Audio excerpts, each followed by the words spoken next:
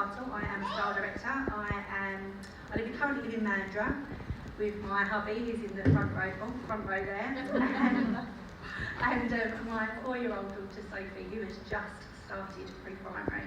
One of the things before I go into my spiel, I just wanted to say, when you all stood up, those first time attendees, I'm so proud of you all. I can remember I joined on August the 30th, 2015, and I went to my first world tour in February following. And I went all on my own. I didn't know any teamies. I didn't meet anybody. I was completely alone. I felt sick to my stomach, pretty much like how I feel right now. And it's a big deal. It's a big thing for you to turn up to one of these events. I completely get it. So I really appreciate you all taking the time to come here. And if I could give you one bit of advice, it would be to come to Reunion, because it's like this but on steroids. It's such good fun. So if you enjoy tonight, make sure you register when it comes available to come to Reunion. Okay, that was me going off on a tangent, sorry. Faith asked me, she rang me a couple of weeks ago to ask me about speaking about changing the script. I was like, yeah, I can do that. Absolutely terrified, but yeah, sort of blagged my way through it. And she said, speak about something that happened in your personal life or in your business life where the circumstances have changed or something's not working for you. So I started to think what I could talk about with you guys. And what I realised was my personal and my business life go hand in hand. I'm sure quite a few of you feel like this. When you join Scentsy, it becomes so much more than just a business. It's intrinsically woven into the fabric of my life. It's part of my family, it's part of my husband's life, it's part of my daughter's life, it's my friends, it's everything basically. So I can't separate the two, Faith, I'm sorry. So I'm going to talk about both tonight. So also what I thought about as well, when we're changing the script, we can often find ourselves hitting our head against a brick wall. We feel like we're stuck, we're not moving forward, we're not achieving what we need to achieve. So what do? We then start to compare ourselves to other people. And like Dan was talking earlier on about social media, one of my favourite quotes is comparison is the thief of joy. And I truly believe that. And social media is the worst place to start comparing ourselves to. We live in a world of hashtags and selfies and Facebook and Instagram, and it is not a real reflection. I promise you, I will never put a video of my 4-year-old saying to me that I've ruined her life because I can't let her watch Captain Underpants on Facebook. It's not going to happen, you know? And she's a diva, believe me. So you portray, it's real, but you portray the best side of you. So don't go, when you're feeling down in the dumps, don't go comparing yourself to other people on social media, please, please, please. So what I wanted to do tonight was to give you the real and raw, quite hard to talk about version of the times in my life when I've changed the script. One of them was before I joined Scentsy, but it was intrinsically part of why I joined, and one was last year. So you see, when I joined Scentsy, I wasn't really me. I was a shadow of the person that I am right now and what I was previous to it.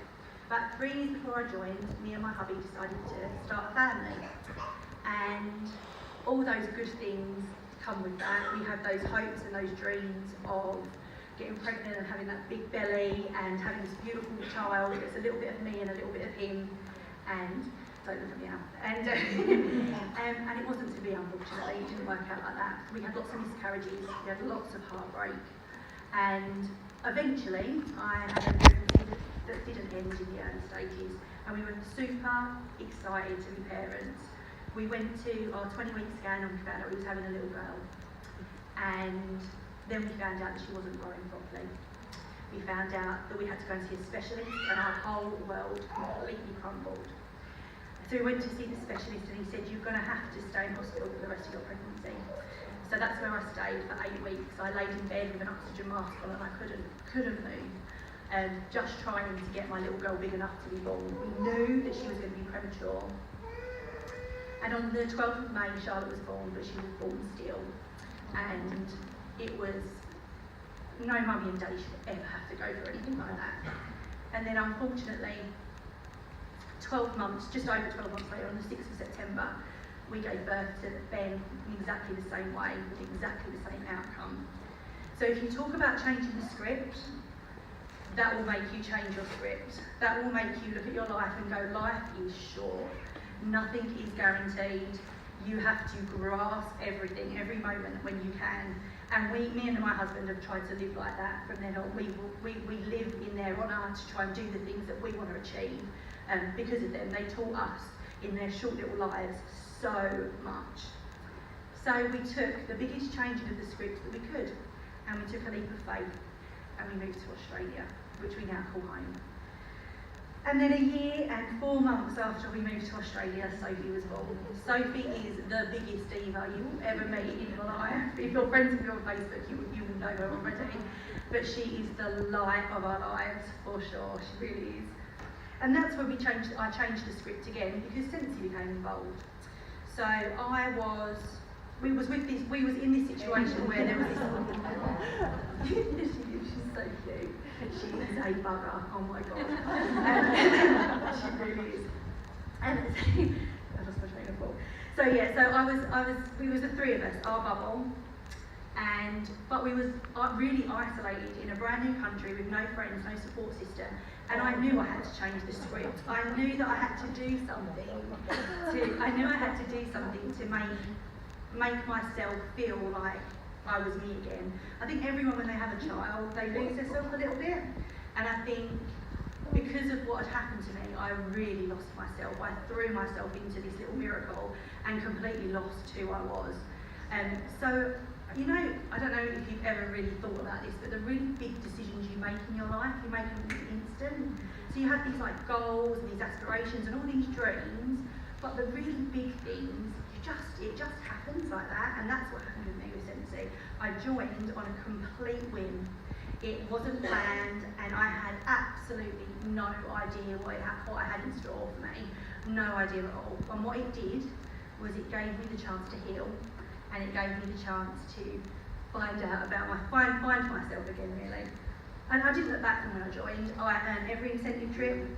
I achieved a top global incentive trip and ended up going to South Africa. It was so amazing. And what I got was what I always wanted, which was a support system around me in my Scentsy family. My little girl calls my Scentsy team aunties and uncles, and I am totally blessed. They see me through my ups and my downs and have helped me build Australia into my home, for sure. But most of all, it started me on a journey to find myself again, and it gave me the tools that I needed and showed me the way that I needed to be, so that when life inevitably happened and it was time to change the script again, I would be able to handle it. So the biggest advice I can give to you guys is go to work on yourself as well as your business every single day. It is this opportunity that we have, grab it with both hands. We are in an industry where it's personal development with a paycheck every single month. And I know I'm a completely different person through joining Scentsy. I'm stronger, I'm better, I'm bolder than I ever thought I could be. And what it does, by going to work on yourself every single day, just for that little bit of time like we were speaking about earlier on, is it gives you unshakable belief in yourself and your business. Don't get me wrong, I still struggle. I still struggle daily with self-belief, and I'm a people pleaser. I want to make sure everyone's okay, and I sometimes have to remember to put myself first before everybody else. But what it will do is, if you do that, is give you the courage. When it comes time to change the script, you will be unwavering. When things seem impossibly hard, you will be able to handle it because of the work that you put in yourself and your business. Which brings me to last year, which was September time, wasn't it really? When everything went a bit topsy-turvy. But this time it was a little different. I had a solid support system around me, I had a belief in myself, and I had a strong foundation in my business. And I knew that I'd learned that what I think and what I do becomes the blueprint of my life. I knew that. So I started to suffer with really bad panic attacks and anxiety attacks. So I'd never had anything like this before, which is my mouth drying up really bad. I'd never had anything like that before. It was terrifying. I thought I was dying. I convinced myself I was dying. I was going to leave Sophie and Alan, and it was awful. It was a really dark time for me.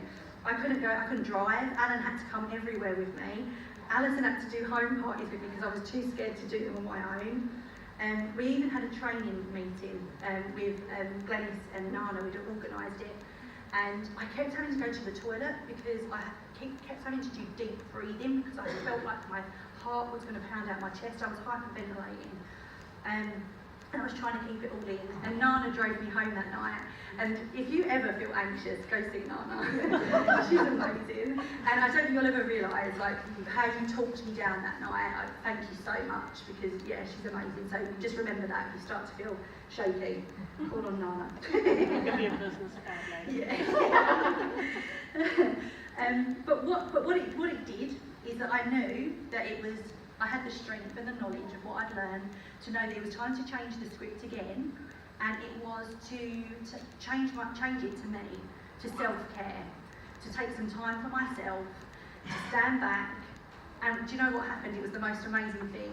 My business took care of itself because I'd worked so hard consistently to try and build a business, and it was strong, and I had learned so much stuff in the 3.5 years.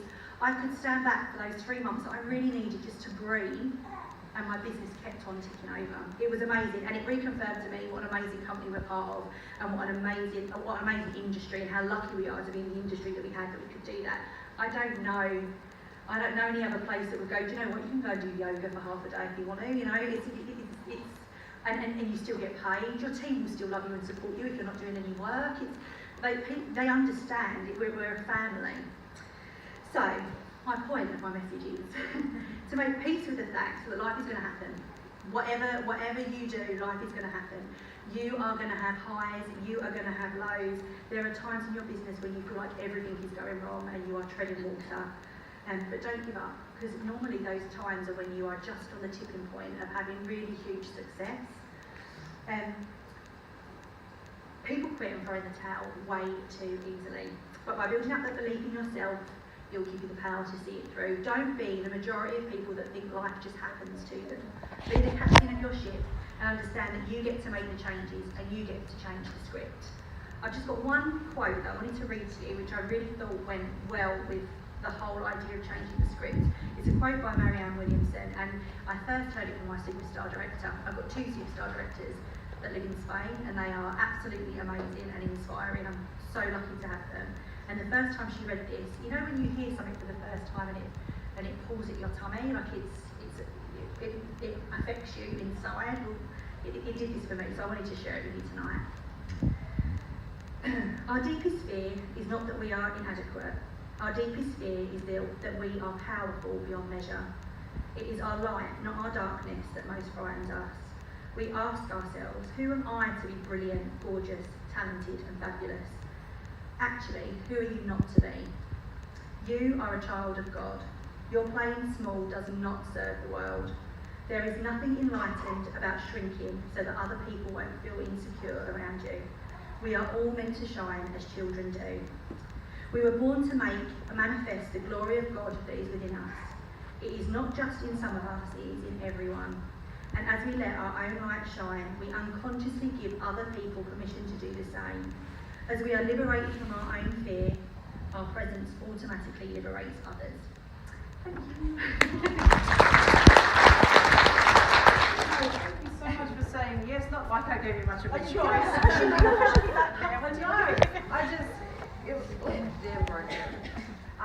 Thank you so much. We love hearing from consultants, especially with everything that you've shared with us tonight and letting us get to know you better. So a big round of applause for Carlie.